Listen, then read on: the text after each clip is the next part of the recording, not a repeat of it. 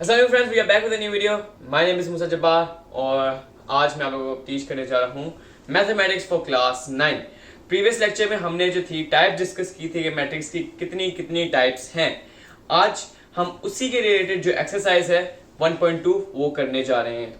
तो according to the first question हमारे पास है from the following matrix identify unit matrix, row matrix, column matrix and null matrix. तो सबसे पहले हम यूनिट मैट्रिक्स की तरफ चलते हैं। हमारे पास इस जो पार्ट्स हमें दिए हुए हैं A B C D E F, इसमें से जो हमारे पास यूनिट मैट्रिक्स है यानी कि आइडेंटिटी जो मैट्रिक्स है वो हमारे पास है पार्ट डी। अब देखेंगे पार्ट डी क्यों है। हमने पढ़ा था कि जो यूनिट मैट्रिक्स होता है उसके जो डायगोनल लाइंस होती हैं वो सिर्फ और सिर्फ 1 होती हैं, यानी कि जितनी भी डायगोनल एंट्रीज होंगी वो 1 होंगी। ठीक है, तो यहाँ पर अगर हम देखें तो हमारे पास ये जो डायगोनल है एंट्रीज वो है 1 और सेम है दोनों 1 1, बाकी सारे 0। As a result this would be known as the unit matrix. तो ऐसे कैसे चलते हैं, हमारे पास आगे है रो मैट्रिक्स। हमने देखने कि रो मैट्रिक्स क्या है हमारे पास जो पार्ट्स दिए हैं। अब इस पार्ट्स में से हमारे पास जो रो मैट्रिक्स हैं वो है बी एंड पार्ट ई। अब मोस्टली लोग जो है कंफ्यूज होंगे पार्ट ई में। सबसे पहले तो देख लेते हैं बी क्यों है। बी में देयर इज ओनली 1 रो और हमने पढ़ा था कि किसी भी मैट्रिक्स में सिर्फ एक रो होगी then it would be known as a row matrix. अब यहाँ पे लोग कंफ्यूज होकर कहेंगे यार ये जीरो जो यहाँ पे तो जीरो आया है तो ये तो नल मैट्रिक्स हुआ, ये रो मैट्रिक्स कैसे हुआ। लेकिन बेशक जीरो आए या ना आए, जीरो भी एक काइंड ऑफ एक एंट्री ही है इसको भी, लेकिन यहाँ पर हमारे पास है 1 रो और जब भी हमारे पास 1 रो आएगी लिहाजा it would be known as a row matrix. Now let's move on. हमारे पास है आगे कॉलम मैट्रिक्स। ठीक है, अब हमने देखने के कॉलम मैट्रिक्स क्या है हमारे पास। इन पार्ट्स में जो हमारे पास कॉलम मैट्रिक्स हैं वो है C, part F and part E once again. Part E पे भी हम जाते हैं, लेकिन पार्ट सी जो हमारे पास है देखते हैं कि ये क्यों है कॉलम मैट्रिक्स। हमने पढ़ा था कॉलम मैट्रिक्स में ओनली किसी भी मैट्रिक्स में एक कॉलम होगी then it would be known as a column matrix. यहाँ पर हमारे पास है ओनली 1 कॉलम। एफ के पास आते हैं, एफ में भी हमारे पास है ओनली 1 कॉलम, लिहाजा these both are the column matrix. E को हमने यहाँ पर एक रो है लिहाजा हमने इसको रो मैट्रिक्स भी करार दिया और अब ई में 1 कॉलम भी है लिहाजा this would also be known as a column matrix. तो यही वजह है कि जब भी किसी मैट्रिक्स में एक कॉलम आ जाए, बेशक एंट्री 0 क्यों ना हो, या अगर रो मैट्रिक्स के भी कर रहे हैं बेसिक एंट्री 0 क्यों ना हो, एक कॉलम आ जाता है then it would be known as a column matrix. Okay guys, so let's move on. हमारे पास क्वेश्चन नंबर 1 का जो लास्ट पार्ट है वो है कि हमने फाइंड करना है नल मैट्रिक्स। अब इन पार्ट्स में जो हमारे पास नल मैट्रिक्स आता है वो है पार्ट ए एंड पार्ट ई। अब अगर हम देखें कि पार्ट ई जो है 3 जगह आया है, ठीक है ना। एक तो आया है ये रो मैट्रिक्स में भी आया, एक ही कॉलम मैट्रिक्स में भी आया और अब ये नल मैट्रिक्स में भी आया। अब इस बात से आपने बिल्कुल कंफ्यूज नहीं होना कि अगर एक मैट्रिक्स जो है एक कैटेगरी में आ जाता है यानी कि उसने दूसरी कैटेगरी में नहीं आना। एक मैट्रिक्स अगर उसकी ज्यादा से ज्यादा मतलब जितनी भी अगर 3 ही कर लें, अगर वो रो मैट्रिक्स भी बनता है, कॉलम मैट्रिक्स भी बनता है, नल मैट्रिक्स भी बनता है, तो आप उन तीनों में उसका नाम देंगे। यहाँ जैसे अभी हमने किया, अभी इसकी हमने देखे कि नल मैट्रिक्स क्यों है। हमने पढ़ा नल मैट्रिक्स के अंदर जो है हमारे पास सारी एंट्रीज जो होती हैं वो 0 होती हैं, लिहाजा यहाँ पर हमारे पास एक ही एंट्री है वो भी 0 है। इसकी कंडीशन फुलफिल हो गई कि ये नल मैट्रिक्स है। ए आ जाता है, वहां पर हमारे पास 4 एंट्रीज हैं और सारी की सारी 0 हैं, लिहाजा this is also known as a null matrix. So yes guys, let's move on. Exercise 1.2 का question number 2. We have to identify the square matrix, rectangular matrix, row matrix, column matrix, identity matrix and null matrix. सबसे पहले चल जाते हैं हम square matrix की तरफ। अब इन पार्ट्स में जो हमें गिवन है उनमें से हमारे पास जो square matrix है वो है पार्ट 3, पार्ट 4 एंड पार्ट 8। ये हमारे पास है square matrix। अब देखते हैं क्यों। सबसे पहले तो रिवाइज कर लेते हैं डेफिनेशन। A square matrix, एक मैट्रिक्स को तब स्क्वायर मैट्रिक्स कहा जा सकता है जब उसकी जो रोज का नंबर होता है और कॉलम्स का नंबर होता है वो सेम होता है। तो यहाँ पे देखते हैं हमारे पास जो है यहाँ पर है 2 रोज ठीक है, R1 एंड R2, यहाँ पर हमारे पास है 2 कॉलम्स। एज ए रिजल्ट रोज का नंबर भी और कॉलम्स का नंबर भी जो है हमारे पास सेम हो चुका है, so this would be known as a square matrix. आगे हमारे पास है ये क्वेश्चन नंबर 4। इसमें कंफ्यूज नहीं होना, जैसे आपको पहले बताया है, एक मैट्रिक्स ज़्यादा से ज़्यादा जितनी भी उसके हैं, बेशक वो आइडेंटिटी मैट्रिक्स है तो वो स्क्वायर मैट्रिक्स भी हो सकता है अगर वो है। यहाँ पे हमारे पास है यहाँ पे रो 1 है हमारे पास, यहाँ पे रो 2, यहाँ पर भी column 1 and column 2। As a result ये फुलफिल करता है कंडीशन कि ये स्क्वायर मैट्रिक्स है। क्वेश्चन नंबर 8 है हमारे पास। यहाँ पर हमारे पास रोज है 1, यहाँ पर रोज नंबर 2, रो 3 रोज है हमारे पास, और साथ ही साथ हमारे पास हैं C1, C2 and C3। 3 columns भी हैं, यानी कि इसका रोज का नंबर और कॉलम्स का नंबर सेम है। As a result this all matrices जिनके अंदर रोज का नंबर भी और कॉलम्स का नंबर सेम है, they would be known as a square matrix. So okay guys, let's move on. हमने अब देखना है कि इन गिवन पार्ट्स में से कौन से जो है पार्ट्स हैं रेक्टेंगुलर मैट्रिक्स हैं। गिवन पार्ट्स में से हमारे रेक्टेंगुलर मैट्रिक्स हैं वो है part 1, part 2, part 5, part 6, 7 and part 9। अभी क्यों रेक्टेंगुलर मैट्रिक्स है? सबसे पहले तो रेक्टेंगुलर मैट्रिक्स होता क्या, हमने उसको रिकॉल कर लेते हैं एक दफा। A matrix is called a rectangular matrix if the number of rows of that matrix and the number of columns is not equal. Then the matrix would be called as a rectangular matrix. हमारे पास part 1 है। अब देखते हैं कि क्या ये rectangular matrix है या नहीं।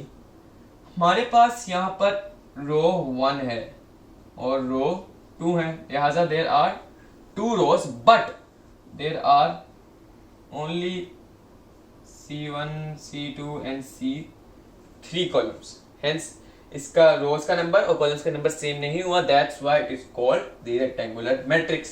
पार्ट 2 में भी ऐसे ही है, हमारे पास जो है 3 रोज हैं, ठीक है, और कॉलम बस एक ही है, so that's why it's called a rectangular matrix. Part 5 में भी हमारे पास ऐसे ही है, हमारे पास यहाँ पर जो है 1, 2, 3 रोज हैं और 2 कॉलम्स हैं, और पार्ट जो हमारे पास है पार्ट 6 उसमें हमारे पास ओनली 1 रो है एंड 3 कॉलम्स हैं बस, ठीक है।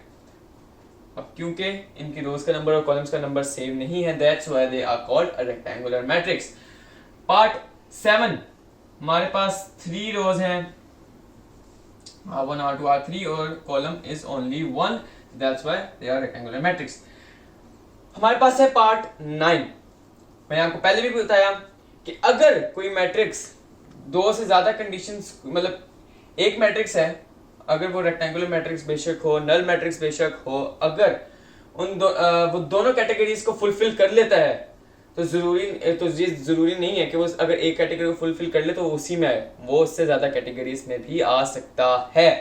तो यहाँ पर हमारे पास नल मैट्रिक्स भी है, लेकिन क्योंकि इसके पास 3 रोज हैं और सिर्फ 2 कॉलम्स हैं, इसलिए इसको रेक्टेंगुलर मैट्रिक्स भी करार दिया गया है। तो एक दफा दोबारा बता देता हूँ, रेक्टेंगुलर मैट्रिक्स उन मैट्रिक्स को कहते हैं जब मैट्रिक्स की जो कॉलम्स का नंबर और रोज का नंबर सेम नहीं होता, then they are called a rectangular matrix. अब आगे चलते हैं। क्वेश्चन नंबर 2 में हमारे पास सिर्फ पार्ट 6 जो है वो ही रो मैट्रिक्स है। वो क्यों? हमने पढ़ा था कि रो मैट्रिक्स जो होते हैं, किसी मैट्रिक्स में एक रो होती है, they are called row matrix. यहाँ पर we are having only 1 row, columns को नहीं देखना, ओनली 1 रो। जब भी हमारे पास कोई एक रो आ जाएगी, they would be known as a row matrix. So let's move on. हमारे पास है कॉलम मैट्रिक्स। हमने देखना है कि इन पार्ट्स में कॉलम मैट्रिक्स कौन से हैं। हमारे पास इन पार्ट्स में जो कॉलम मैट्रिक्स हैं वो है part 2 and part 7।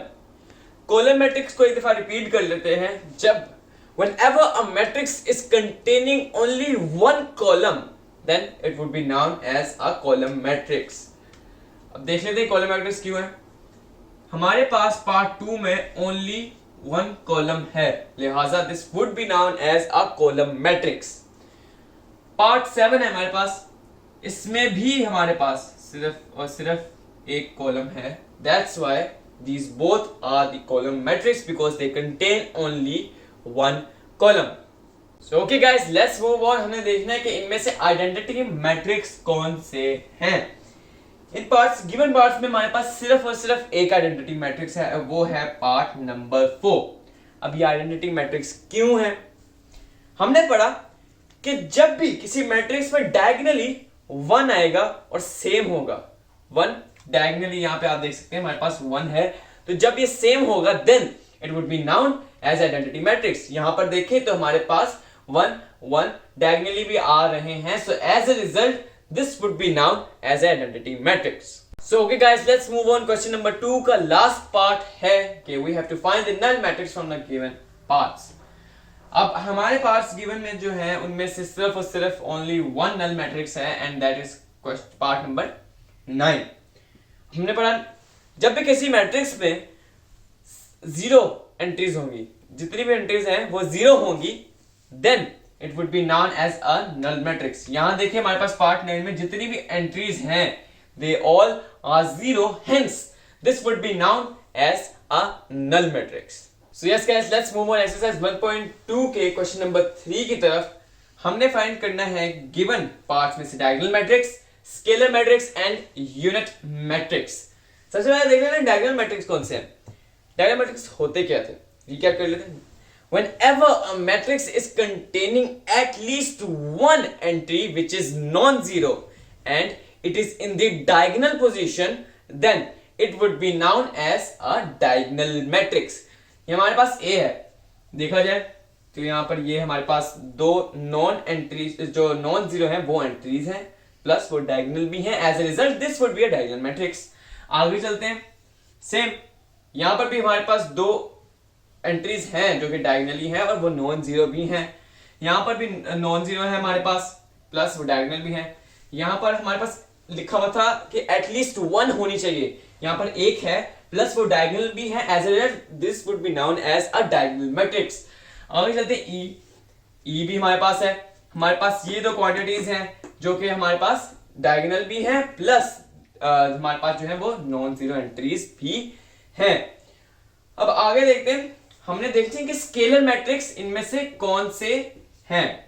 Scalar matrix, what are scalar matrix? Scalar matrix जब भी किसी मैट्रिक्स की जो डायगोनल पोजीशन में जो एंट्रीज हैं वो सेम हो जाती हैं, सेम नंबर होता है, प्लस वो डायगोनल भी होते हैं, then they would be known as a scalar matrix. हमारे पास ए है, A is a scalar matrix. Why? It contains both. They are diagonal plus they are same. The entries are same and diagonal. So this is known as a scalar matrix. हमारे पास अब यहाँ पर part E है। 5 minus 3 equals to 2. 1 plus 1 is also equals to 2. They both are diagonal plus they are equal. So this would be known as a scalar matrix. अब बहुत से लोग confuse हो रहे होंगे, सोच रहे होंगे भाई ये C को क्यों नहीं लगाया। मैंने आपको पिछली दफा जो लास्ट वीडियो थी उसमें डेफिनेशन के दौरान ये भी बताया था कि स्केलर मैट्रिक्स जो हैं उनके नंबर्स जो डायगोनली सेम होते हैं they should not be equals to 0 और 1, यानी कि ना तो उनको 1 होना चाहिए सेम प्लस डायगोनल, ना ही वो 0 होने चाहिए। So that's why we didn't included C in scalar matrix. आगे चलते हैं, हमने फाइंड करना है यूनिट मैट्रिक्स। यूनिट मैट्रिक्स होता है, अच्छा बहुत से लोग इसमें भी कंफ्यूज होते हैं, लिखा आता है कभी कभार यूनिट मैट्रिक्स फाइंड करें, तो और यूनिट मैट्रिक्स का ना जो दूसरा नाम है वो आइडेंटिटी मैट्रिक्स ही है, यानी कि कभी कभार आपको आ सकता है कि आइडेंटिटी मैट्रिक्स फाइंड करें और यूनिट मैट्रिक्स फाइंड करें। बहुत से लोग इसमें कंफ्यूज हो जाते हैं, they both are same not different. तो आपने इस बात को याद करना कि जब भी आपको यूनिट मैट्रिक्स आए वो आपको आइडेंटिटी मैट्रिक्स का ही पूछ रहा है, या आइडेंटिटी मैट्रिक्स का है तो आपको यूनिट मैट्रिक्स का ही वो पूछ रहा है। यूनिट मैट्रिक्स में क्या होता है, हमारे पास जो डायगोनली होती हैं जो एंट्रीज होती हैं they are only 1 and they both are even same. So as a result C हमारे पास यहां पर है, डायगोनल भी है, 1 भी है और दोनों सेम भी है। So as a result this would be known as a unit matrix. तो गाइस आप लोग ये अच्छी तरह समझ लें कि द स्केलर मैट्रिक्स और यूनिट मैट्रिक्स हमेशा डायगोनल मैट्रिक्स होते हैं। लेकिन जरूरी नहीं है कि जो डायगोनल मैट्रिक्स है वो हमेशा स्केलर मैट्रिक्स और यूनिट मैट्रिक्स हो। तो yes guys, this was whole, you made it to the end of the video. बाकी पार्ट जो हम अगली वीडियो में करेंगे। Thanks for watching.